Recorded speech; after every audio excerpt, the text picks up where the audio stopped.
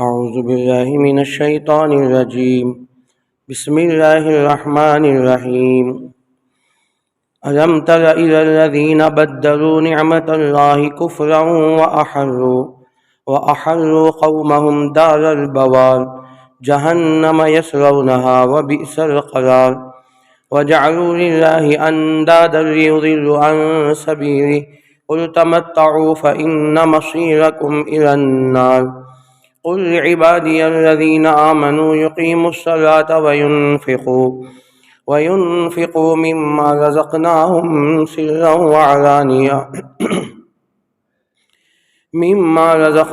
سرا وعلانية من قبل أن يأتي يوم لا بيع فيه ولا خلال الله الذي خلق السماوات والأرض وأنزل من السماء ماء وأخرج به من الثمرات رزقا لكم وسخر لكم الفلك لتجري في البحر بأمره وسخر لكم الأنهار وسخر لكم الشمس والقمر دائبين وسخر لكم الليل والنهار وآتاكم من كل ما سألتموه وإن تعدوا نعمة الله لا تحصوها إن الإنسان لظلوم كفار. پناہ مانگتا ہوں میں اللہ کی شیطان مردود سے. بسم اللہ الرحمن الرحیم. شروع کرتا ہوں میں اللہ کے نام سے جو بڑا مہربان نہایت رحم والا ہے. الم تر الی الذین بدلوا نعمت اللہ کفر. کیا آپ نہیں جانتے ان لوگوں کو جنہوں نے بدل دیا اللہ کی نعمت کو ناشکری میں. وَأَحَلُّوا قَوْمَهُمْ دَارَ الْبَوَارِ. اور انہوں نے اپنی قوم کو اتار دیا ہلاکت کے گھر میں. جہنم یصلونہا. وہ جہنم ہے جو اس کو وہاں پہنچیں گے. وبئس القرار. اور بہت برا ٹھکانہ ہے. وجعلوا للہ اندادا لیضلوا عن سبیلہ. اور وہ اللہ کے لیے دوسروں کو شریک ٹھہراتے ہیں تاکہ وہ گمراہ کر دے اس کو راستے سے. خود آپ کہہ دی جائے نبی تمتعوا، تم فائدہ اٹھا لو. فإن مصیرکم الی النار. بے شک تمہارا انجام، تمہارا پہنچنے کی جگہ جہنم ہے. قل لعبادی الذین آمنوا یقیموا الصلاۃ. آپ کہہ دیجئے اے نبی صلی اللہ علیہ وسلم میرے ان بندوں سے جو ایمان لے آئے، جو نماز قائم کرتے ہیں. وَيُنْفِقُوا مِمَّا رَزَقْنَاهُمْ سِرًّا وَعَلَانِيَةً. اور وہ مال خرچ کرتے ہیں جو ہم نے ان کو عطا کیا ظاہری اور باطنی طور پر. من قبل ان یأتی یوم لا بیع فیہ ولا خلال. خبر اس کے کہ آئے وہ دن جس دن نہ کوئی بیع ہوگی نہ کوئی اس میں دوستی ہوگی. اللہ الذی خلق السماوات والارض. اللہ وہی ہے جس نے پیدا کیا آسمانوں اور زمین کو. وانزل من السماء ماء. اسی نے اتارا آسمان سے پانی. فاخرج به من الثمرات رزقا لکم. اور اسی نے اگایا اس کے ذریعے سے پھلوں کو تاکہ تم روزی حاصل کرو. وسخر لکم الفلک لتجری فی البحر بامرہ. اور اسی نے مسخر کر دیا تمہارے لیے کشتی کو تاکہ تم چلو سمندر میں اس کے حکم سے. وسخر لکم الانہار. اور اسی نے تابع کر دیا تمہارے نہروں کو. وسخر لکم الشمس والقمر دائبین. اور اسی نے تابع بنا دیا، مسخر کر دیا تمہارے لیے سورج اور چاند کو دائبین جو ایک دوسرے کے پیچھے آتے ہیں. وسخر لکم اللیل والنہار. اسی نے بنایا تمہارے لیے چاند اور سورج کو جو ایک دوسرے کے پیچھے آتے ہیں. اور اسی نے تابع کر دیا تمہارے لیے رات اور دن کو. وآتاکم من کل ما سألتموہ. اور اسی نے عطا کیا تم کو ہر وہ نعمت جس کا تم سوال کرتے ہو اس سے. وَإِن تَعُدُّوا نِعْمَتَ اللَّهِ لَا تُحْصُوهَا. اگر تم گننا چاہو اللہ کی نعمتوں کو اس کا احاطہ نہیں کر سکتے. إِنَّ الْإِنسَانَ لَظَلُومٌ كَفَّارٌ. بے شک انسان بڑا ظالم اور ناشکرا ہے.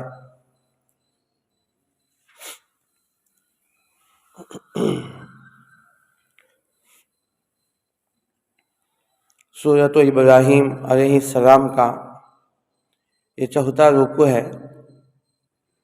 یہاں سے اللہ تعالیٰ اپنی نعمتوں کا ذکر فرماتے ہیں اور ان لوگوں کا ذکر فرمایا، ان کفار مکہ کا ذکر فرمایا جنہوں نے اللہ کی نعمتوں کو ناشکری میں تبدیل کی، اللہ کی نعمتوں کو استعمال کرتے رہے لیکن اس کے شکر گزاری کرنے کے بجائے، اس پر ایمان لانے کے بجائے انہوں نے کفر کو اختیار کیا۔ تو یہ اللہ کی جو نعمت ہے اس نعمت کو انہوں نے کفر سے بدل دیا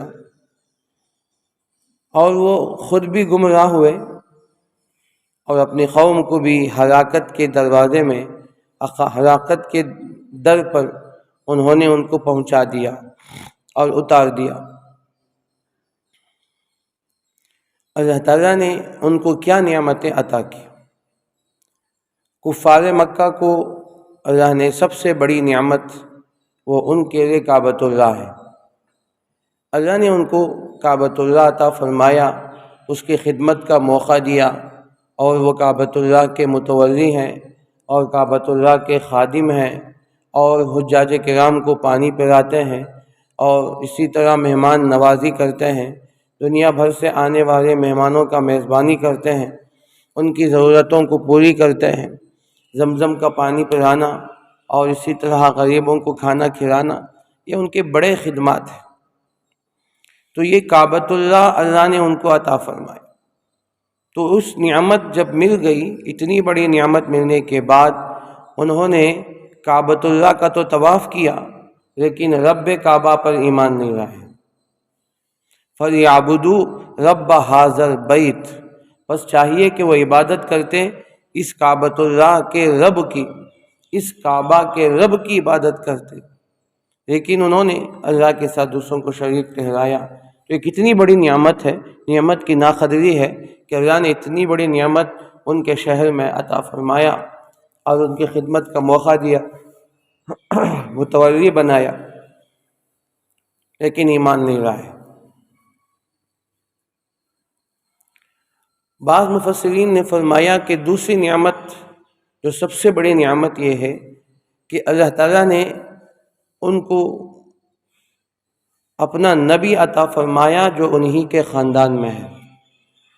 پورا مکہ یہ قریش ایک ہی خاندان کا ہے، بس قبیلے الگ الگ ہیں، لیکن پورے مکے والے آپس میں ایک دوسرے سے رشتہ دار ہیں، اور اللہ کے نبی صلی اللہ علیہ وسلم کو انہی کے خاندان میں بنایا ہے۔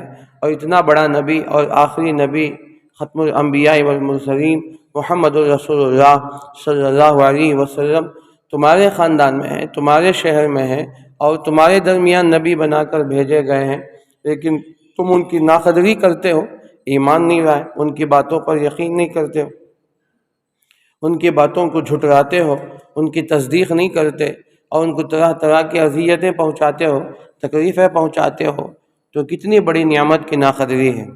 تو اللہ تعالیٰ نے اس نعمت کی ناقدری کا ذکر فرمایا۔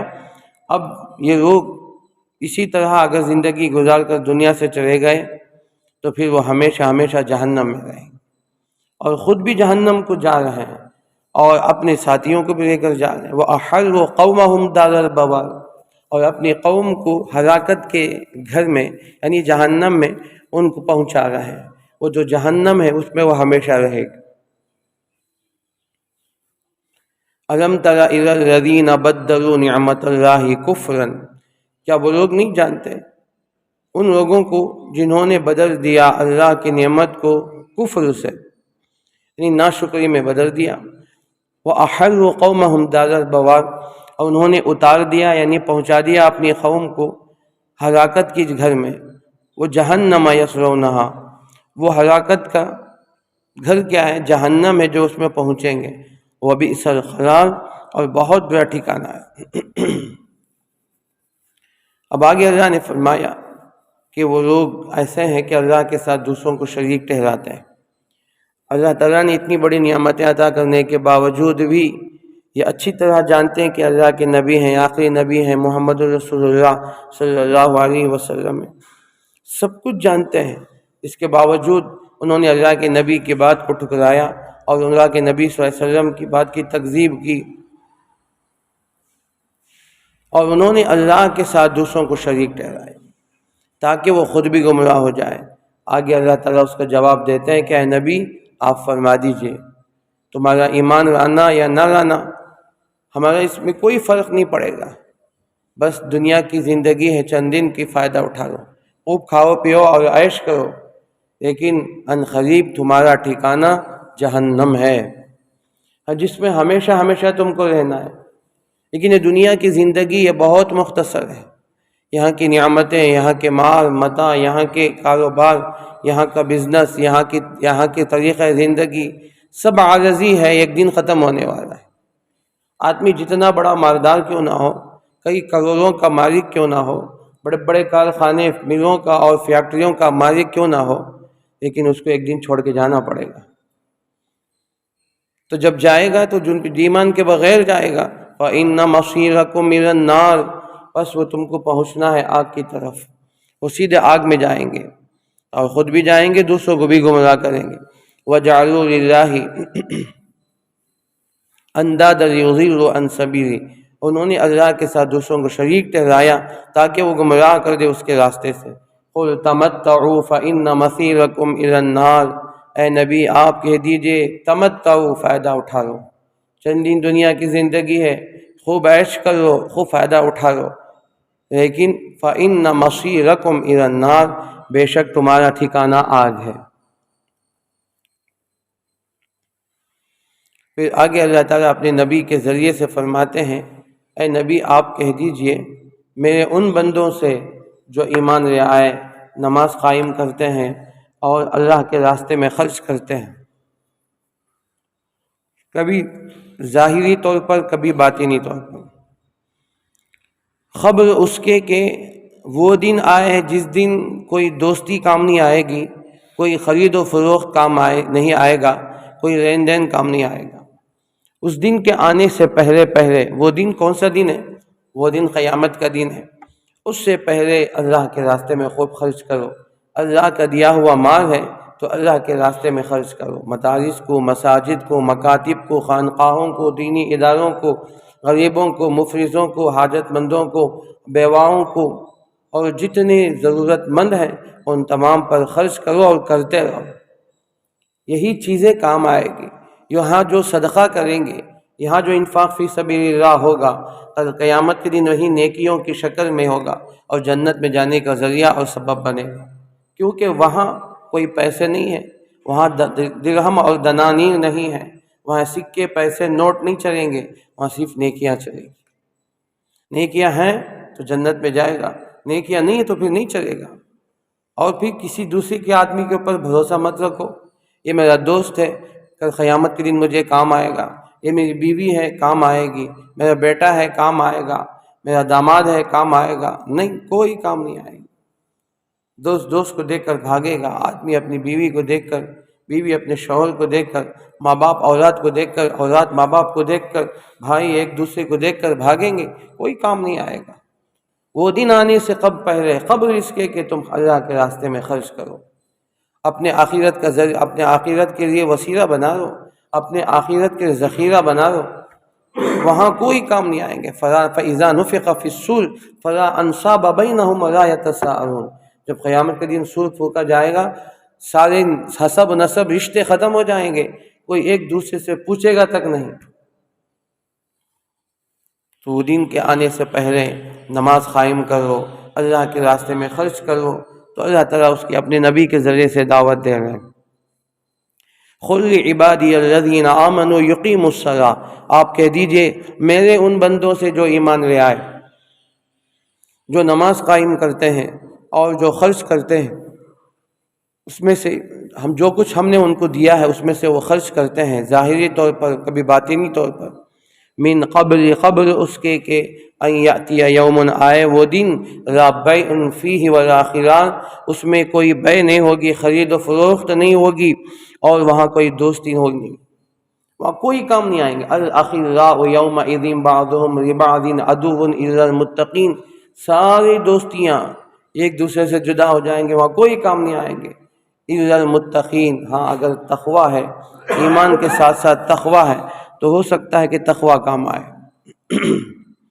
تقوی والے جو مومن ہیں وہ دوسروں کی سفارش کریں گے، اس طرح وہ کام آئیں گے۔ اب آگے اللہ تعالیٰ نے فرمایا اپنی بڑی نعمتوں کا ذکر ہے۔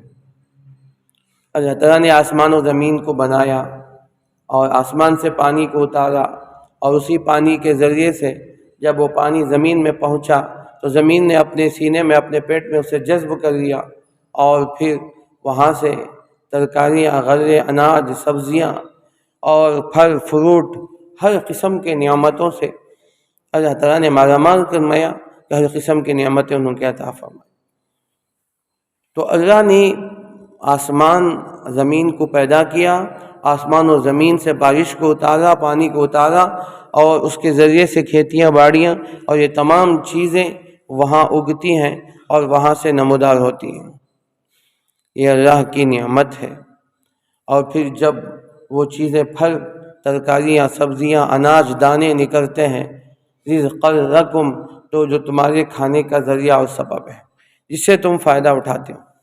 صرف انسان اتنی بات پر غور کر لے تو ایمان لائے بغیر نہیں رہے گا۔ تو یہ اللہ تعالیٰ کی قدرت ہے، اللہ تعالیٰ کی قدرت کا ذکر ہے۔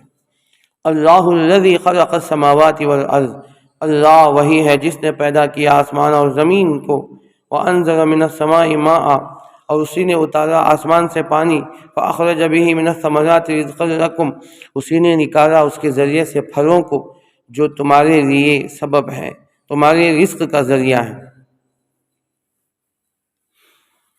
آگے اللہ نے نعمتوں کا ذکر فرمایا۔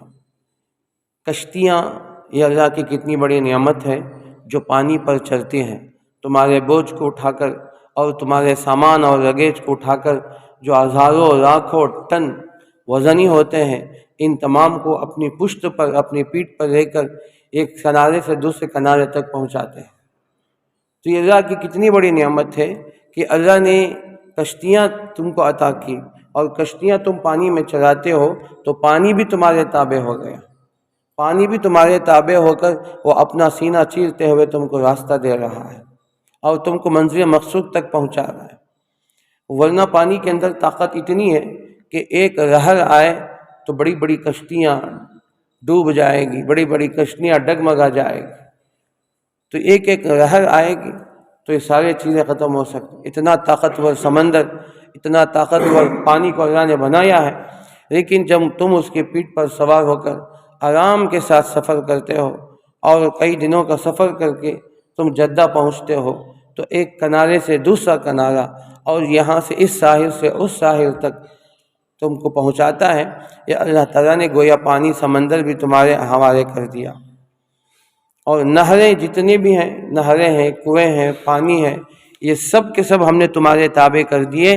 اب جب تم چاہو زمین میں کھودو، کنواں کھودو، یا بور ڈالو، یا پانی نکالو، سب ہم نے تمہارے تابع کر دی۔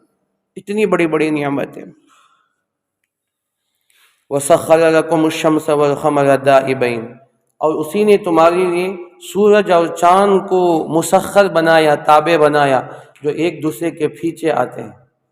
اب سوال یہ ہے، چاند اور سورج ہمارے کنٹرول میں کہاں ہے، ہمارے اختیار میں کہاں ہے، ہمارے تابع کہاں ہے؟ تو اس کا جواب مفسرین اور شارحین دیتے ہیں، سورج کا اپنے وقت پر طلوع ہونا اور روشنی پہنچانا اور اس کی گرمی کو پہنچانا، پھر اپنے وقت پر غروب ہونا، اور پھر چاند اور ستاروں کا اپنے وقت پر نکلنا، روشنی پہنچانا، اور پھر اپنے وقت پر طلوع اور غروب ہونا، یہی ہمارے تابع ہے۔ چونکہ ہماری تمام ضرورتیں چاند اور سورج سے منسلک ہیں، اسی سے ہماری تعلق ملے ہوئے ہیں۔ تو سورج اپنے وقت پر نکل رہا ہے، اپنے وقت پر غروب ہو رہا ہے، روشنی پہنچا رہا ہے، تو کتنی بڑی نعمت ہے۔ گویا چاند اور سورج اتنی دوری پر ہیں اور اتنے بڑے ہیں، لیکن انسان کے تابع کر دی۔ ایک تو ظاہر بات ہے، بالکل صاف بات ہے۔ دوسرا، اس کی تفسیر اگر دیکھا جائے، سورج کی روشنی سے ہم کیا کیا چیزیں حاصل کرتے ہیں، سورج کی روشنی سے ہم کن کن چیزوں کو اس سے اخذ کرتے ہیں، کیا کیا چیزیں آج ٹیکنالوجی کے ذریعے اور ترقی کے ذریعے سے ہم ان کو کیا کیا چیزیں اس سے حاصل کر رہے ہیں۔ اس کے لیے سورج کی گرمی ہونا، سورج کی تپش ہونا کتنی ہمارے لیے ضروری ہے، تو گویا ہم نے سورج کو بھی ہمارے کنٹرول میں کر لیا اور اس سے کئی چیزوں کو نکال دیا۔ اور کتنی چیزیں جو دن میں وہ چیزیں بنتی ہیں، دن میں کتنی چیزیں اس کے ہوتے ہیں، جیسا کہ بعض لائٹ ہے، بلب ہے، جو سورج کی گرمی کو حاصل کر کے وہ اس سے سلگتے ہیں، اس کو کرنٹ کی ضرورت نہیں پڑتی۔ تو ہم نے گویا سورج کی روشنی کو بھی اپنے کنٹرول میں کیا ہے۔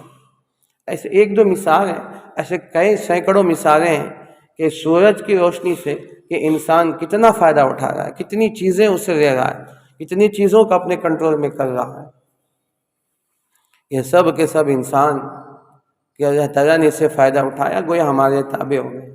اور اسی طرح چاند اور سورج یہ بھی نکلتے ہیں، تو یہ اس کے ذریعے سے ہم راستہ پاتے ہیں، اس کے ذریعے سے ہم راستہ چلتے ہیں۔